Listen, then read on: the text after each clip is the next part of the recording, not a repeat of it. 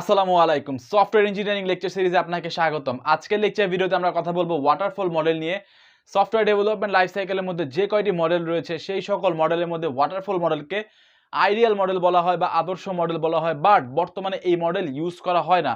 তারপরও এই মডেল অত্যন্ত গুরুত্বপূর্ণ আমাদের পরীক্ষার জন্য, কারণ এই মডেলের উপরে বেস করে হচ্ছে বাকি সব মডেলের আপডেট ভার্সন এসেছে। তো অবশ্যই পরীক্ষার জন্য আমাদের এই মডেল পড়তে হবে। তো এই মডেলে কিছু প্রিডিফাইন্ড স্টেজ রয়েছে। প্রিডিফাইন্ড স্টেজ হচ্ছে এখানে এই মডেলের ক্ষেত্রে 5টি। প্রথম স্টেজ হচ্ছে requirement analysis and specification, second stage হচ্ছে ডিজাইন, থার্ড স্টেজ হচ্ছে implementation and unit testing, fourth stage হচ্ছে ইন্টিগ্রেশন অ্যান্ড সিস্টেম টেস্টিং এবং ফিফথ স্টেজ হচ্ছে অপারেশন অ্যান্ড মেইনটেনেন্স। তো ওয়াটারফল মডেলের ক্ষেত্রে সব থেকে বড় যে পয়েন্ট আপনি মনে রাখবেন সেটি হচ্ছে আমরা একটি ধাপ কমপ্লিট না করে আরেকটি ধাপে যেতে পারবো না। অর্থাৎ এখানে হচ্ছে 5টা আলাদা আলাদা টিম কাজ করে, যেহেতু আমাদের ধাপ হচ্ছে 5টি। তো এই ধাপের জন্য একটা টিম, এই ধাপের জন্য একটা টিম, এই ধাপের জন্য একটা টিম, এই ধাপ। তো ইচ অ্যান্ড এভরি ধাপের জন্য সে টিম রয়েছে। তো ফার্স্টে যে টিম, এই টিম হচ্ছে তার কাজ করবে, তার কাজ করে তারপর পরবর্তী টিমের কাছে ততটুকু কাজ জমা দিবে, তার পরবর্তী টিম অতটুকু কাজ করবে, তার পরবর্তী টিমের কাছে জমা দিবে।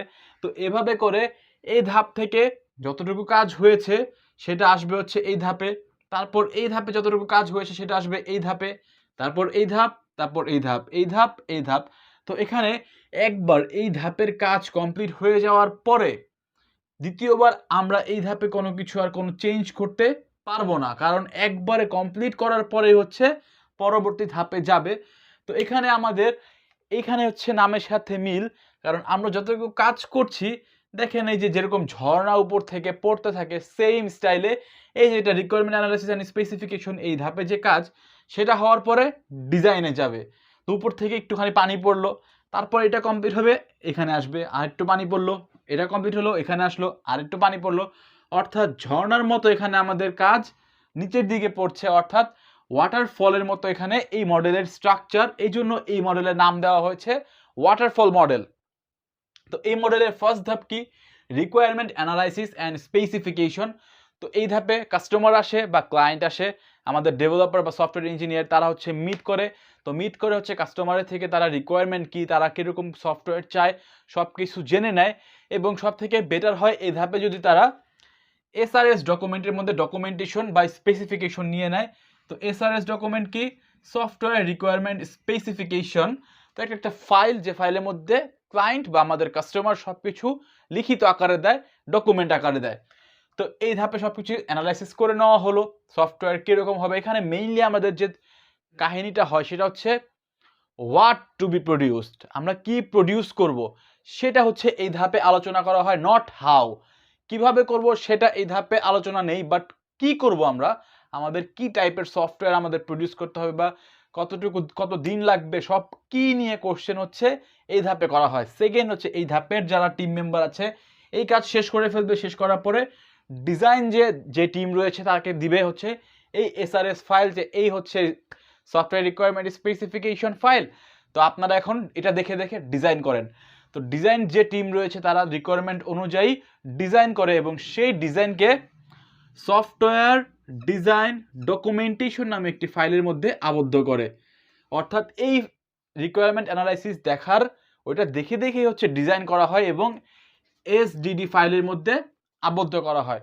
তো এখানে আমরা একটু আগে বললাম যে আমাদের এই যে একবার যদি এই ধাপ থেকে রিলিজ পায় কোনো কাজ, সেকেন্ড কোনো অপশন নেই এই ধাপে যাওয়ার। অর্থাৎ আমরা যদি একবার রিকোয়ারমেন্ট অ্যানালাইসিস করে ডিজাইন যারা করছে তাদের কাছে যদি আমরা ফাইল দিয়ে দেই, এরপরে যদি আমাদের কাছে ক্লায়েন্ট এসে বলে যে আমার এরকম পছন্দ হচ্ছে না, আমরা আগে যেরকম বলেছিলাম সেরকম চাচ্ছি না, একটু অন্যরকম চাচ্ছি, এটা সম্ভব না, এটা কোনোভাবেই সম্ভব না। কারণ এই মডেলের রুল হচ্ছে একবার একটা ধাপ থেকে রিলিজ হয়ে গেলে দ্বিতীয়বার ওই ধাপে আর কোনো যাওয়া যাবে না, ওই ধাপে কোনো চেঞ্জ করা যাবে না। তো এই রিকোয়ারমেন্ট অনুসারে সে কী করবে? ডিজাইন করা শুরু করবে। তো ডিজাইন করার পরে সে এসডিডি যে ফাইলের মধ্যে ডিজাইনটা আবদ্ধ করবে সেটা দিবে হচ্ছে ইমপ্লিমেন্টেশন অ্যান্ড ইউনিট টেস্টিং যে টিম রয়েছে তাদের কাছে। তো তারা সেই ডিজাইন দেখে দেখে ইমপ্লিমেন্ট করবে কোড, এবং কোড করবে ছোট ছোট ব্লক আকারে।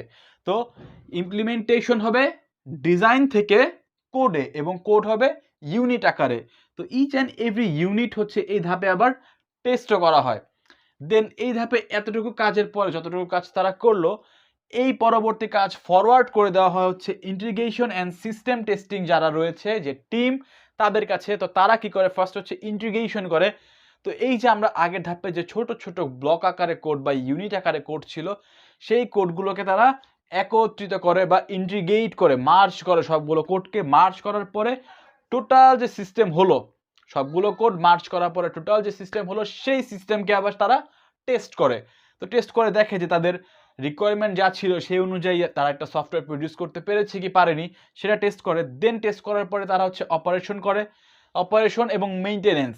তো এটা হচ্ছে মেইনলি অপারেশন বলতে এখানে ডিপ্লয়মেন্ট বোঝানো হচ্ছে, যে ডিপ্লয় করা হয়, বাজারজাত করা হয়, এবং মেইনটেনেন্স একটা ফিচার থাকে, সে কোনো রকম যদি কোনো এরর হয় তাহলে হচ্ছে এই মেইনটেনেন্স ধাপের মধ্যে সেটা করা হয়। সে হচ্ছে প্রডিউস করার পরে হচ্ছে ইউজার বা কাস্টমার বলছে যে আমার কোনো একটুখানি এরর রয়েছে, তো এই ধাপের ক্ষেত্রে সেটা হচ্ছে করা হবে। তো এখানে মেইন যে মেজর পয়েন্ট সেটি হচ্ছে আমাদের একটি ধাপ কমপ্লিট হয়ে যাওয়ার পরে আরেকটি ধাপে চলে যায় এবং পূর্ববর্তী যে ধাপ রয়েছে সেই ধাপে আমরা ফেরত যেতে পারবো না। মানে সে হচ্ছে একবার আমরা ডিজাইন করে ফেলেছি, তো আমরা ডিজাইন করে যদি ইমপ্লিমেন্টেশন ইউনিট টেস্টিং এর কাছে দিয়ে দেই সেই ফাইল, দ্বিতীয়বার আমরা ডিজাইনে কোনো চেঞ্জ করতে পারবো না।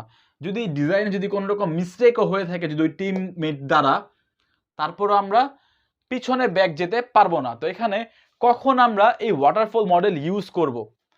তো ওয়াটারফল মডেল আমরা ইউজ করব তখন যখন হচ্ছে requirement are not changing frequently. এখন এমন যদি হয় ঘন্টায় ঘন্টায় কাস্টমার রিকোয়ারমেন্ট চেঞ্জ করছে, এটা কি সম্ভব? কারণ এটা কোনোভাবেই সম্ভব না, কারণ আমরা একবার একটা কাজ করে ফেললে দ্বিতীয়বার ওই কাজ আর কোনোদিন করতে পারবো না এই মডেলের ক্ষেত্রে।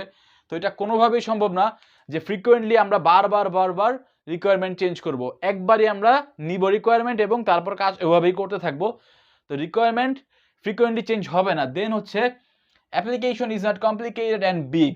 অ্যাপ্লিকেশন যদি কমপ্লেক্স হয়ে থাকে এবং অনেক বড় হয়ে থাকে তাহলে আমরা এই মডেল ইউজ করতে পারবো না, কারণ সেম কাহিনী, কারণ হচ্ছে আমরা এখানে নির্দিষ্ট পরিমাণ স্টেজের মধ্যে করছি এবং কোনো রকম চেঞ্জিং আমরা পরের বার করতে পারবো না। তো যদি আমরা কমপ্লিকেটেড এবং বড় রকম প্রজেক্ট এই মডেল দিয়ে ইউজ করি তাহলে সেটা বেনিফিশিয়াল হবে না।